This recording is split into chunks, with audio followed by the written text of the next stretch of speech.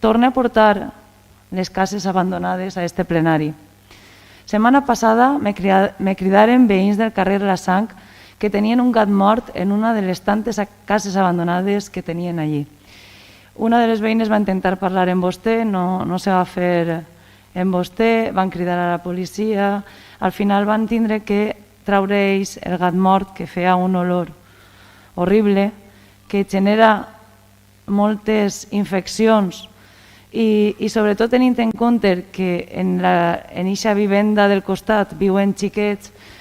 si jo haguera sigut alcaldessa haguera anat correguents a solucionar el problema i haguera fet tot el possible per a que aquest banc que és posseïdor d'aquesta casa i que vostès saben que és del banc des de 2018,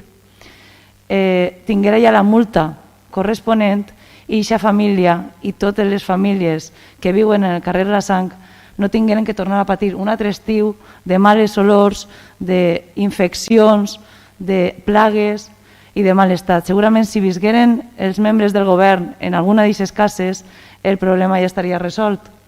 Sinó que estaria bé, i li pregunte, ja està posada la multa coercitiva al banc que hauria d'haver netejat aquesta casa fa per almenys 2 anys? A què espera el seu govern? Com aquesta casa n'hi ha moltes més cases abandonades que estan patint aquestes infeccions i crec que en el que paguen els veïns d'impostos no es mereixen aquest tracte.